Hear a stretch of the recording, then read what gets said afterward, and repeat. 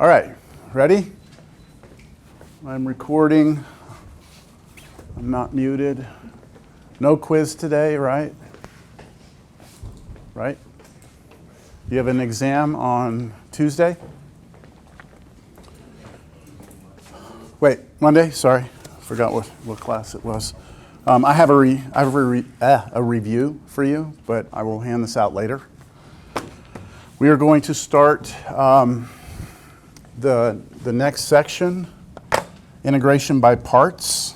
So I know from my Cal 1 students from last semester, we are now going to be in new territory at this point, all right? Let me see where I am here. And I asked last time how many of you had seen integration by parts. Some of you said you saw it a little bit, right? So, all right. Integration by parts.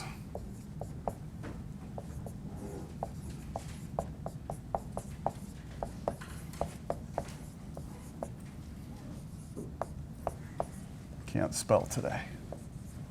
So IBP is what I'll call it instead of having to write that down each time. So integration by parts is I guess you would refer to this as our second technique. Our first technique for integration is going to be the substitution, the U substitution that we did last class and then a little bit the previous class. The power rule, right? The power rule that allows you to do the antiderivative of powers, that is not really a technique of integration, it's just a rule, all right? The U substitution is our first technique because it's something you try, right? It won't always work, and sometimes it's not obvious what your substitution's supposed to be. Hopefully you tried the homework and you kind of get the idea now. How do y'all feel? You feel good? Yeah? Okay. Integration by parts is, again, a technique that we are going to need certain things to be a certain way in order for us to use this. This is not like, oh, we can do any antiderivative using this, all right? So let me show you first. It is a formula, but not in the sense of like the chain rule or product rule or quotient rule in Cal 1. It is a formula. So I want to show you where it comes from, and then we're going to start doing some examples, all right? So recall from Cal 1,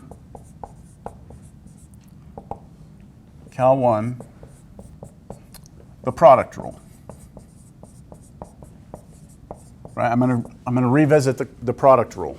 So the idea in Cal 1 is we said, okay, if we have two functions, f of x times g of x, and we want to take their derivative, right? Unfortunately, you don't just do the derivative of each one separately, right? You have to do this weird formula. So the formula was, okay, we take the derivative of the f function first, then multiply it times the g function. Then we add to that the derivative of the g function, then times the f. And we already discussed earlier in this class that some of y'all learned that a slightly different way, but that's the way I present it. That was it, right? That's our product rule. So, all right, great. We have this rule. We all believe this. We all are okay with this? So if this is our product rule, what we're going to do is we're going to use this equation right here to come up with this weird formula for finding antiderivatives. And so what we'll do is we are going to do the antiderivative on both sides of this equation, all right? And we're going to do the antiderivative with respect to x, treating x like our independent variable. And so the left side is actually really, really nice because if I have all of this stuff and I take its derivative, then the antiderivative should undo this derivative. It's like these two operations are inverses of each other in some respect. They kill each other off, and then what should I just get over here? F of x times g of x, right? That's it. So the left side cleans up pretty nice. It's just the product of those two functions. That's it, right? Now, on the right side, we run into a problem because you're trying to find the antiderivative of this, right? This plus this, we have an addition between the two, right? And so what we could do is we could split it into two integrals, right? Two separate integrals. We could do integral of the derivative of f times g, And I'm going to do that with respect to x, and then plus the integral of the derivative of g times the f, again with respect to x. That's just using what we call the linearity of the integral, that you can split a sum into two. You can split a sum inside of an integral into the sum of two integrals, right? Everyone good with that step? Unfortunately, we don't know what this is because one of them has a derivative, the other one doesn't. It's not like this, right? It was this whole thing's derivative, and so this integral undid this, and so we are left with what's here. Do y'all see that that does not happen here, right? Same with this one. We have a derivative here, but we don't have a derivative here, so we cannot figure out what this is either, all right? But do y'all agree this is what we have? This is the formula, okay? Now, I need to talk about this formula a little bit more, and I'm going to kind of tweak it and move things around, but this is it right here, all right? This is not the final version. I'll give you a final version. Let me revisit everything. Okay, let me start over. What I'm going to do is everywhere I see f of x, I'm going to call that u, and everywhere I see g of x, I'm going to call that v. And the reason I'm doing this is so this matches what's in your formula sheet. They use u and v. They don't use f of x and g of x, all right? Okay, so everywhere I see u, let's write this down right here then. Let's write this line down. F of x would be what? U, so I'm going back to that. U times g of x is what? V. Okay, must equal the integral, okay? The derivative of f would be the derivative of u, wouldn't it? So I'm just going to put u prime like that. And then times, what's g of x? V plus the integral. And now, what's the derivative of g? Well, v prime, right? The derivative of v, and then times u. That's just like a real nice, condensed, clean way of writing everything down, right? Yes? Are you not doing dx? I'm not doing dx anymore. We understand that whatever variables involved here, like u is a function of x, right? V is a function of x. So these integrals will be with respect to x. We're not even going to write it down. We just know that u and v contain x. All right? So like I said, it's just like a really nice condensed way of writing everything. It's rewriting this line in a nice condensed form. Okay? One more thing I'm going to do. I'm going to, instead of writing u prime means the derivative of u, right? V prime means the derivative of v. So I'm going to write it, again, a slightly different way. U times v equals integral. This is the derivative of u. This is v. I'm going to reverse the order. I'm going to put v in front. And instead of writing u prime, I'm going to write du to let you know it's the derivative of u. The derivative of u. Plus integral over here, again, I'm going to switch the order. I'm going to put u in front and then times the derivative of v. It's just notation, okay? dv means v prime, du means u prime.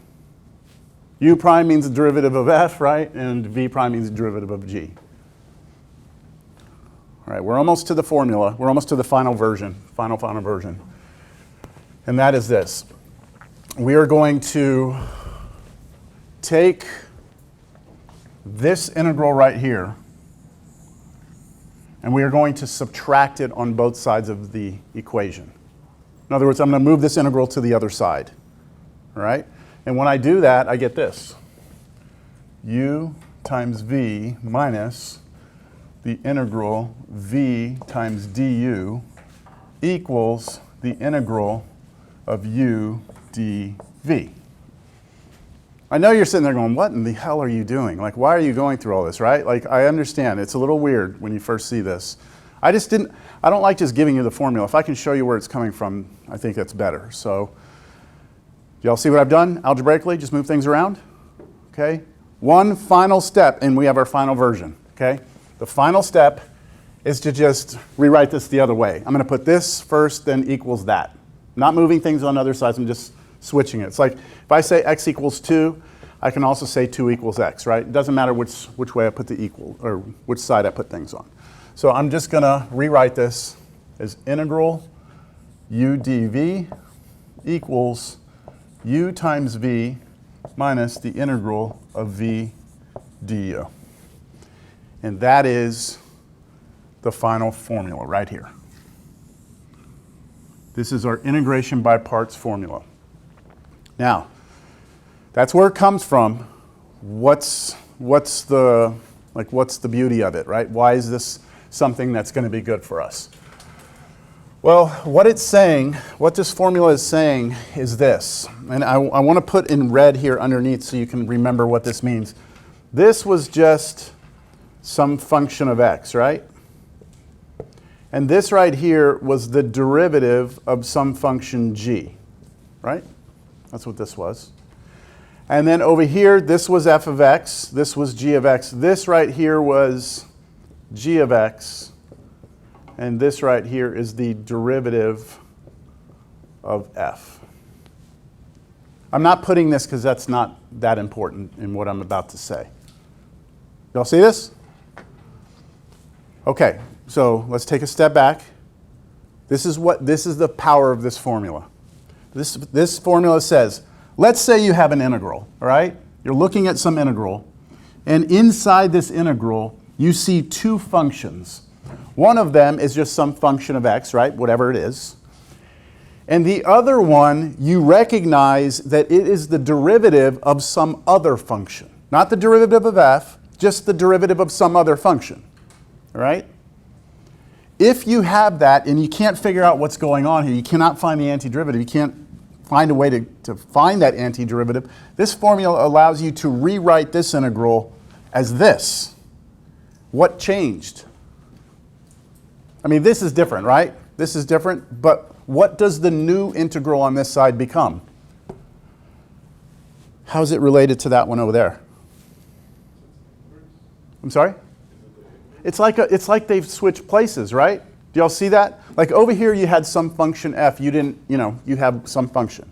Over here, what's in the new integral? Its derivative, right? And then over here you had the derivative of some function, right? And over here you have its what? The antiderivative.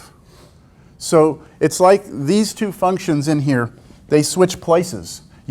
My professor, Dr. Richardson, what he said to me, and it burned into my brain, was the integration by parts formula is a transferring of the derivative. You are taking something that didn't have a derivative on it in the first integral, and now you're transferring the derivative from this one to this one.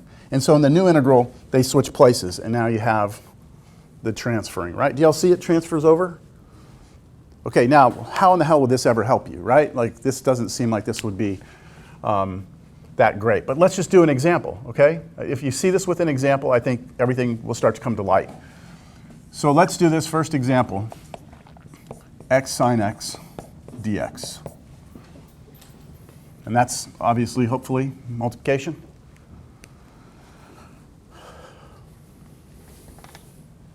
All right, so when you look at that, I've got something. Why did I write it all like this with u's and v's? Because there's a way you can remember this, a cute little saying that will help you remember the formula. And the cute saying is ultraviolet minus voodoo. Is that right, voodoo? Is that how you spell voodoo? Yeah. Okay. Ultraviolet minus voodoo is kind of a little catchy thing. It's easy to remember that. Ultraviolet minus voodoo. So you see it's ultraviolet minus, now you have to remember it's the integral, all right? But ultraviolet minus voodoo. Ultraviolet minus voodoo. It's just a way, it's on your formula sheets. On the formula sheets for antiderivatives, it's the very first formula, top left, right? Should be. Someone can verify for me? It is, right? It's the very first one. But, Cal 2 student, you don't want to be needing the formula sheet for integration by parts. You're just going to get it burned in at some point. All right, so here we go. So now we start to face our challenges in this class, which is we have to start eliminating the things we've learned already and saying we can't use what we've learned, right? Like, do you know the antiderivative of x? Yeah, by itself, yes, right? The antiderivative of x would be 1/2 x squared, yes? Do you know the antiderivative of sine? Negative cosine, right? So you know the antiderivative of each of those separately, right? But when we put them together with multiplication, you cannot do the antiderivative of each one separately, right? Because there's a product, so you can't just do the antiderivative of each one. If it was a plus, could we do it? Sure, we could do it if it was a plus, but because it's multiplication, we cannot. There's no rule. So can we do a U substitution from last class? Can we do something, pick, U equals U sub. Can we do that, right? Remember, U sub meant look for something in here and then hope to see its derivative there as well, right? I mean, this is going to go back to how much practice did you do with U sub? How comfortable with that technique are you? Once you've done enough U sub, you'll look at this and say, U sub's not going to work, right? Try it. You can try anything. What did I tell you never to let U be? Never let U be X, right? Not in U sub, right? In U sub, never let U be X. So I can't let U be X. So what's the only thing I could try for U sub? Sine X. But the problem with that is the derivative of this is cosine X dx, and I don't even have a cosine up there, right? So that's not going to work. So at this point, we have no technique to solve that problem. But now we have this, right? We have this. So what we need to do is we need to see if we can identify some function in there and then the derivative of some other function in there as well. If we can find out what they are, then we can rewrite the integral this way and we can transfer the derivative over. All right? That's what we're going to try. So I'm going to say this doesn't work, right? U sub doesn't work. So I'm going to try integration by parts. All right. So I have a technique that I teach. Different teachers do it different ways. This is the way I do it, all right? So I like to draw a table. And up in the top left-hand corner, I put U. In the bottom right-hand corner, I put dV. I do this for every integration parts problem that anytime I try integration by parts, I draw that table. And what I'm doing right now is I'm giving myself an opportunity to identify what these two pieces in the original integral are going to be for me, all right? So when I look at this, I have multiplication between two things, right? So is it obvious to you that one of these is going to have to be the U and the other one's going to have to be the dV? The question is which one, right? The question is which one. So let's just try something first. If I let the U be the X, right? And I let the dV be the sine X, and I actually have to grab the dx too. The reason I grab the dx is because what's left here, the sine X dx, has to be the derivative of something. So it has to have the dx at the end. When you do like chain rule, you're going to get the little dx out.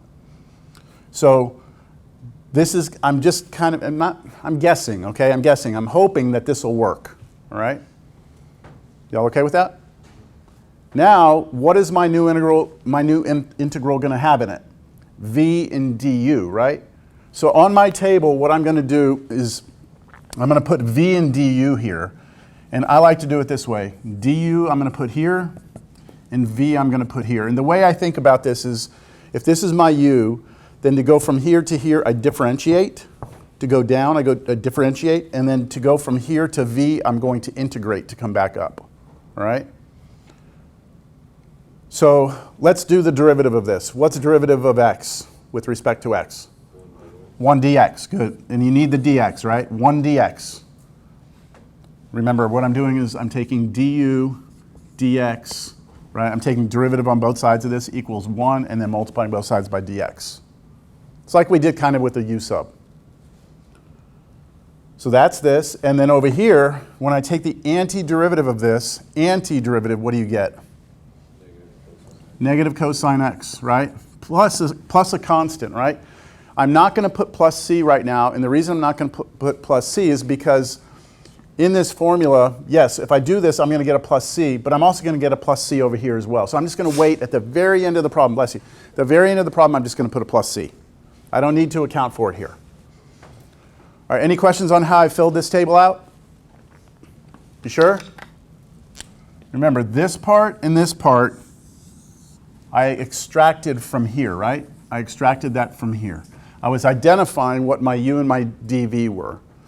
I can't talk today. Could I have done it the other way around? Could I have done this? Right, start with u and dv. Could I have put sine x here, and then that would leave me with the x dx for this? Sure, I could have done that. But the problem is one of these ways is going to work, the other way is not going to work. All right, and we need to really think about this step. Why this is going to work and this one is not. Well, this is where you have to think about the transferring of the derivative. What happens to the u in the new integral? You have its derivative, right? What happens to the dv? You have its antiderivative. That means my new integral, right, the new integral that I'm going to be working with is going to contain, right? My new integral is going to be voodoo, right? VDU, voodoo. That's my new integral. So look at this. It's a negative cosine x dx. Do you all see that integral? Can you do that integral? What's the antiderivative of negative cosine? You could do that, right? Yes, hopefully. So you have to see this. You have to see that this is going to be the integral of negative cosine x dx. And you have to be like, hell yeah, I can do that, right? What would happen here, though? If you did it this way, what would if we differentiate to come down, what would du be? Cosine x dx, right? You need the dx every time you differentiate down. What's the antiderivative of x? So this would be our v, right? 1/2 x squared, right? And look at your voodoo over here. What is that integral? You'll have the 1/2 x squared, and then you'll have cosine x dx. Do you know how to do that? No, you don't. Actually, that looks worse than the original integral, doesn't it? You actually just made something worse than it was. Do you see? So it's not just like a guess. You don't just be like, you're not just like, well, you know, I'll flip a coin and pick one of them, right? You've got to think about the transferring of the derivative. Whatever your u is, its derivative hopefully is nicer when you put it together with the antiderivative of this one. Y'all follow it? Okay. So I've got my table, right? Got everything worked out. And now what I'm going to do is okay, so this is bad, right?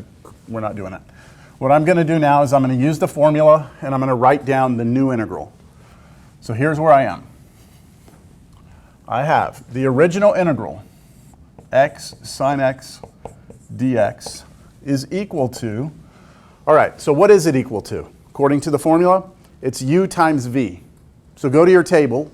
What's u? X. What's v? Negative cosine x. Multiply those two together. Right? Just multiply. So you get negative x cosine x. That's this part right here, u times v, right? Good, good? Okay, minus the integral. I always like to leave a space in front of the integral in case I need to pull a constant out. Now, v du, voodoo, right? v du, which for us were these two, right? Voodoo were these two. So take that and multiply times that. I'm going to write it out. Negative cosine x times 1 dx. I'll just put dx. Do you see the negative in that integral? Can we pull that negative out? And it'll make that a plus, won't it? Okay, so this is going to be equal to negative x cosine x plus the antiderivative of cosine x dx. See, we've transferred the derivative, right? We've made something that was not possible for us to do. We used the formula and it created a new problem here with a new integral that's solvable for us. And the antiderivative of cosine is what? Sine. So negative x cosine x plus sine x plus c. I don't like that. Let me do it again. Negative x cosine x plus sine x plus c. This damn seam in the board here.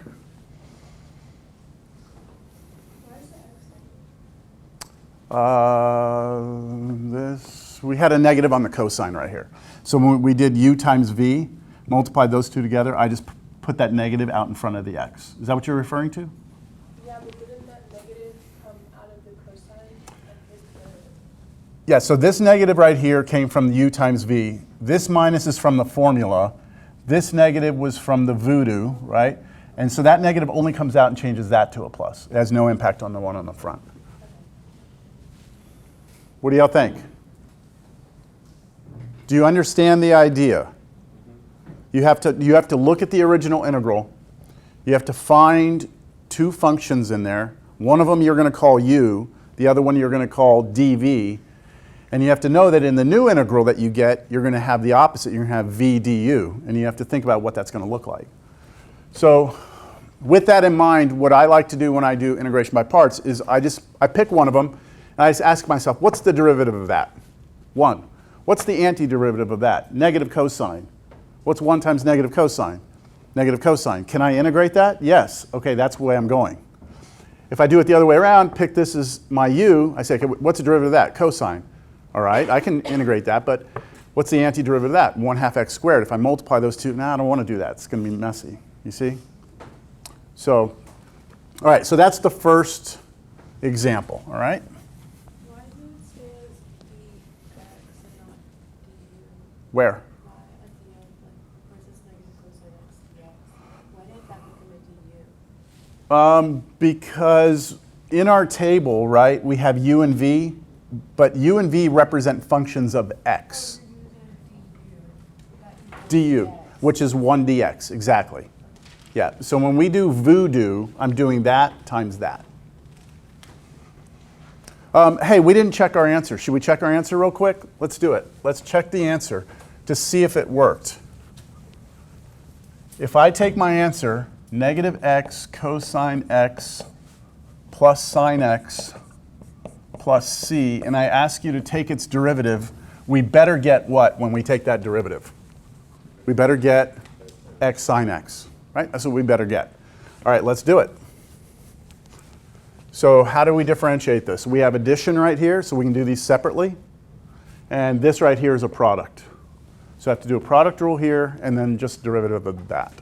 So here we go, fast. Derivative of this. So I go derivative of the first one, which is negative 1, times the second one, plus, now the derivative of the second one, derivative cosine is negative sine of x, times the first one, negative x, done with the product rule, plus the derivative of sine, which is cosine, plus the derivative of a constant, which is 0.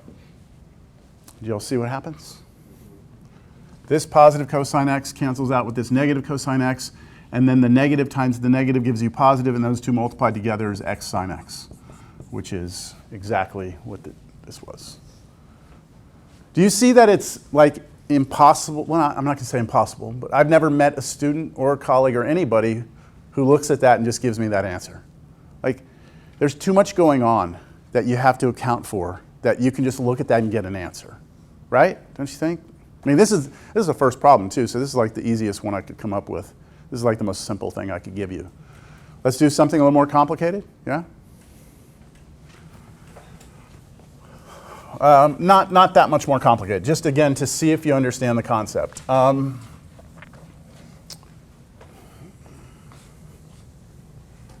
Well, you know what? I'm debating if I should give you another example right now or if I should. There was something else I want to show y'all that would help you as we proceed through this. Let me see what the example that I want to do is.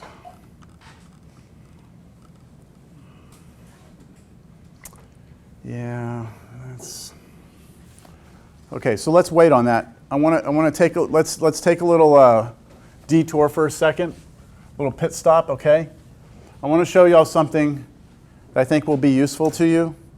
We're going to use it right away, and it is like a generic formula that can help you get through integrals a lot faster. So look at this. Look at this formula first, then I'm going to give you some examples. Let's say you're trying to find the antiderivative of some function, and inside that function, you see a linear expression.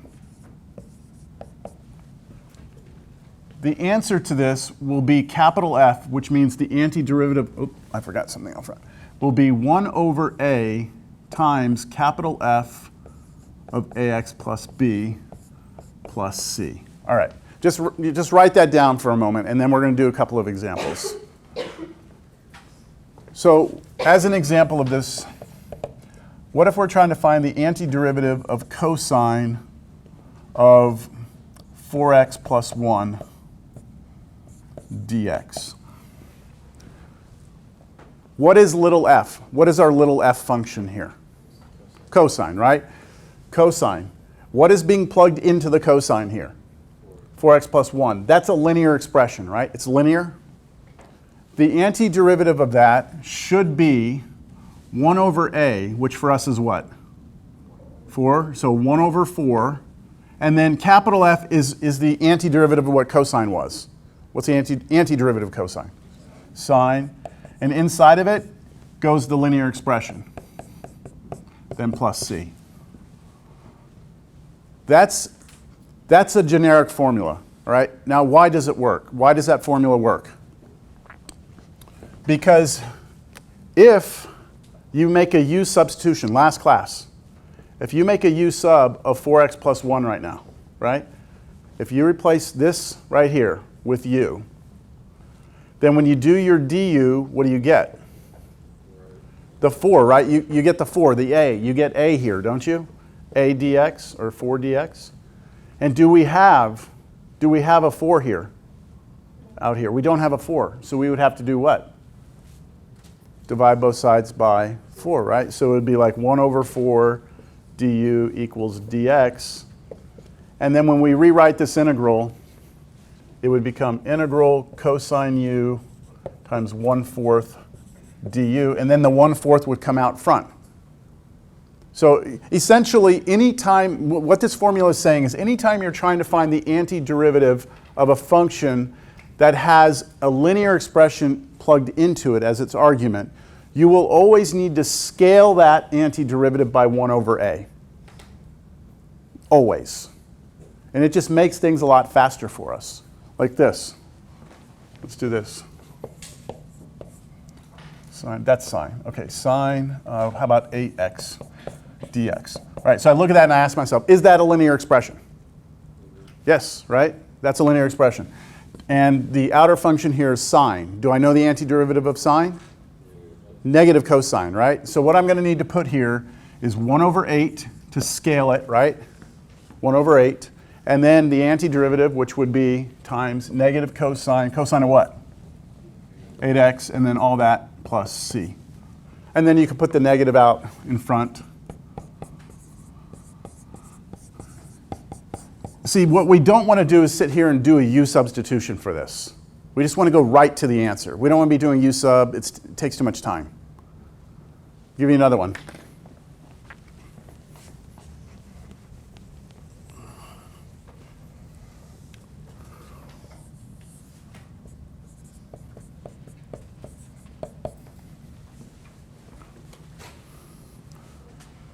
Right, do you see the outer function?